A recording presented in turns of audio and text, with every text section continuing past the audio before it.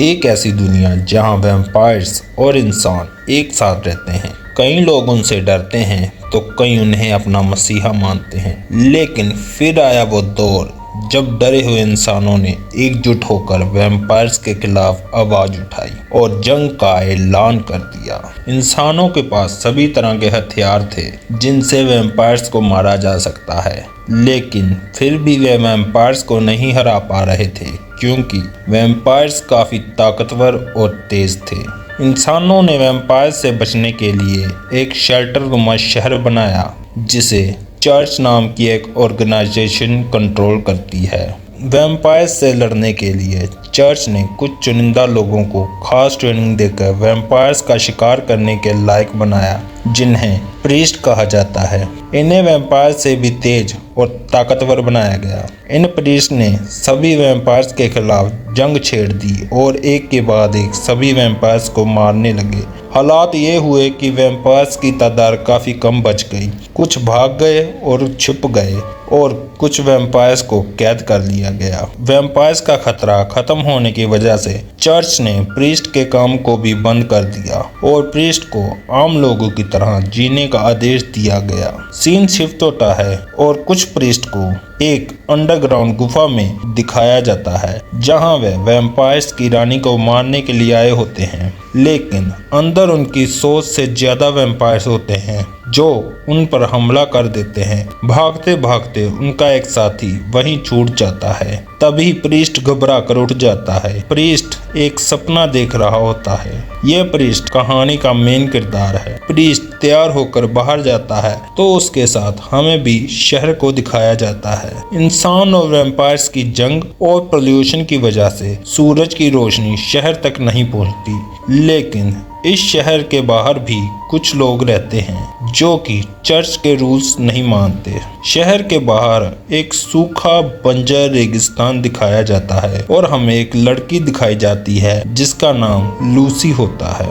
रात को जब लूसी और उसका परिवार खाना खा रहे होते हैं तो वैम्पायर्स का झुंड लूसी पर हमला कर देता है। वे लूसी के माता पिता को मार देते हैं और लूसी को अपने साथ ले जाते हैं। सीन शिफ्ट होता है और एक शेरिफ को दिखाया जाता है जो कि शहर के अंदर आकर प्रीस्ट को बताता है कि लूसी किडनैप हो चुकी है। वह प्रीस्ट की हेल्प मांगता है क्योंकि प्रीस्ट लूसी का अंकल होता है। वह शेरिफ लूसी से प्यार करता है और किसी तरह भी लूसी की जान बचाना चाहता है। प्रीस्ट अपनी नीस लूसी को बचाने के लिए चर्च से परमिशन मांगता है। वह कहता है कि शहर के बाहर वैम्पायर्स ने हमला किया है और मेरी नीस को किडनैप कर लिया है। चर्च का जो लीडर होता है वो कहता है कि अब कोई वैम्पायर्स नहीं बचे। हमने जहाँ तो उन्हें मार दिया है जहाँ पकड़ लिया है। प्रीस्ट शहर के बाहर जाकर इन्वेस्टिगेट करना चाहता है, लेकिन चर्च का लीडर नहीं मानता। वह कहता है कि अगर तुम बाहर गए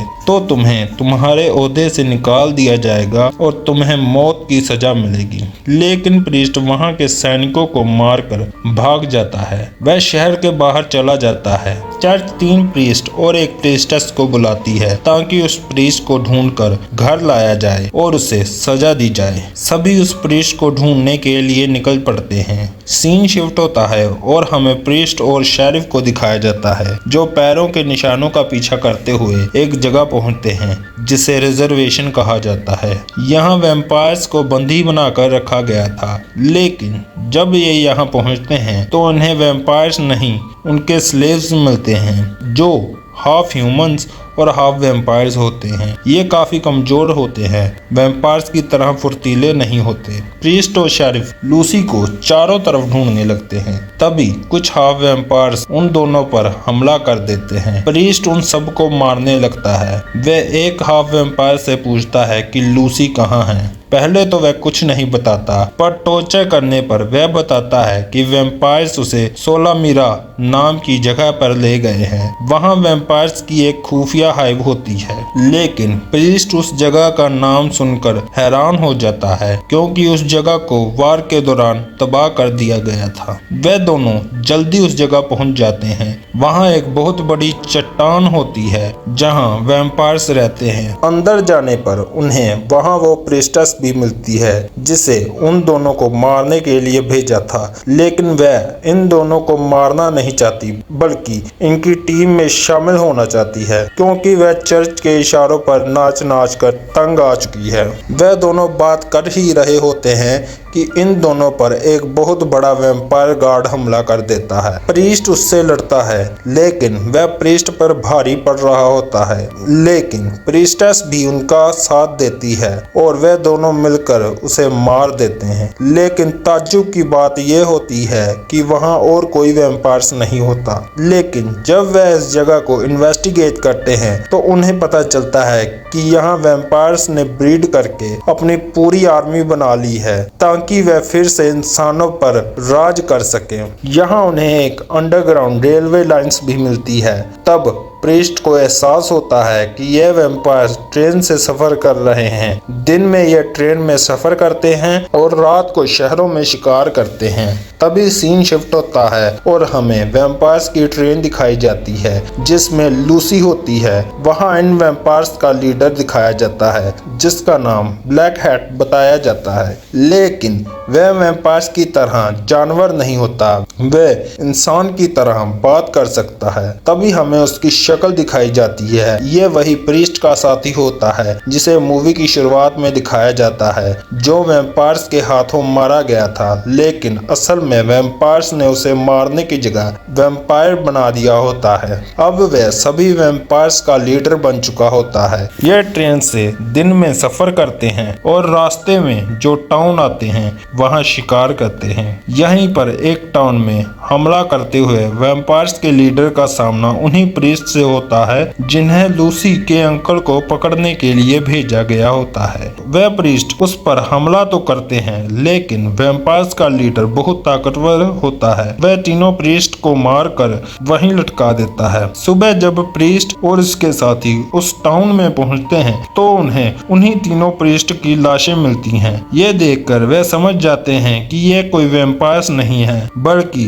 उससे भी भयानक ताकत है। प्रीस्ट को यह देखकर समझ आ जाता है कि लूसी को किडनैप करना एक षड्यंत्र का हिस्सा था ताकि प्रीस्ट और उसके साथी शहर से बाहर आ सके।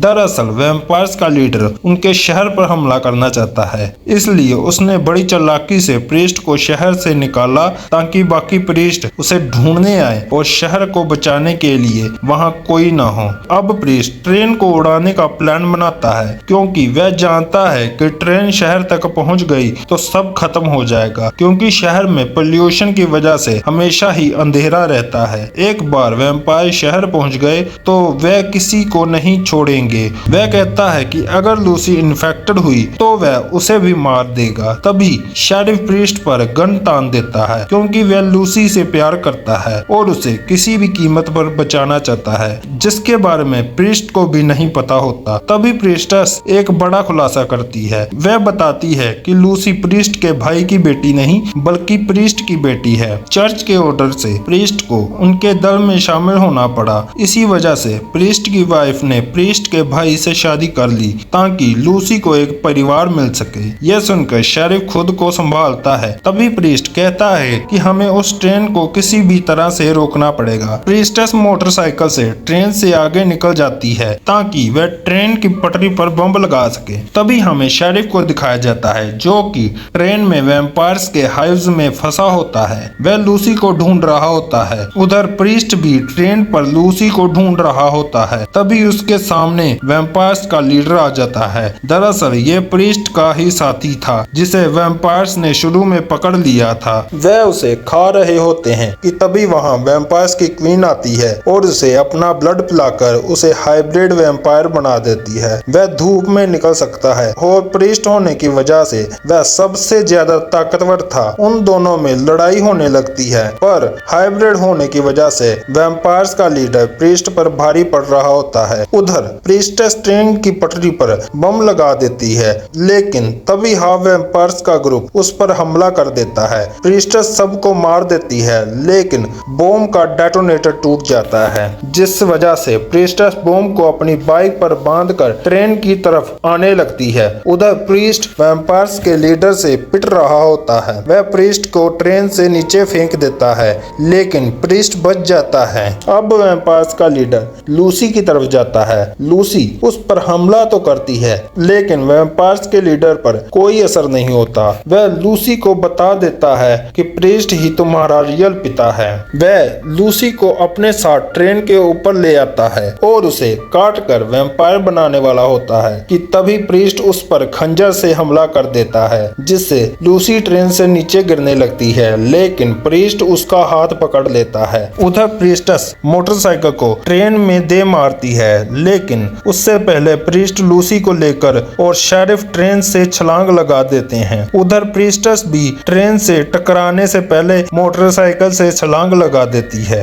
एक बहुत बड़ा धमाका होता है, जिसमें वैम्पायर्स का लीडर मारा जाता है और उसके साथ ट्रेन में सारे वैम्पायर्स भी मारे जाते हैं। लेकिन ये अंत नहीं होता, अभी भी वैम्पायर्स की क्वीन जिंदा होती है। प्रीस्ट शहर में आकर चर्च के लीडर को वैम्पायर्स का सिर दिखाता है और कहता है कि वैम्पायर्स अभी भी बाहर खुलेआम घूम रहे हैं, लेकिन चर्च का लीडर ये बात मानने से इनकार कर देता है। प्रीस्ट अपने साथियों से मदद मांगता है। सीन शिफ्ट होता है और हमें दिखाया जाता है कि प्रीस्ट अपने साथियों के साथ वैम्पायर्स की क्वीन के शिकार के लिए निकल पड़ता है और इसके साथ ये मूवी यहीं खत्म हो जाती है। अगर आपको ये कहानी पसंद आई हो, डर लगा हो या कहीं ना कहीं गूज़बम्स आए हो, तो लाइक और कमेंट जरूर करें और हमें बताओ कि आपका सबसे डरावना सीन कौन सा था। और अगर आप और भी ऐसी हॉरर कहानियां सुनना चाहते हैं तो चैनल को सब्सक्राइब करें, ताकि आपकी कोई भी हॉन्टेड कहानी मिस ना हो पाए।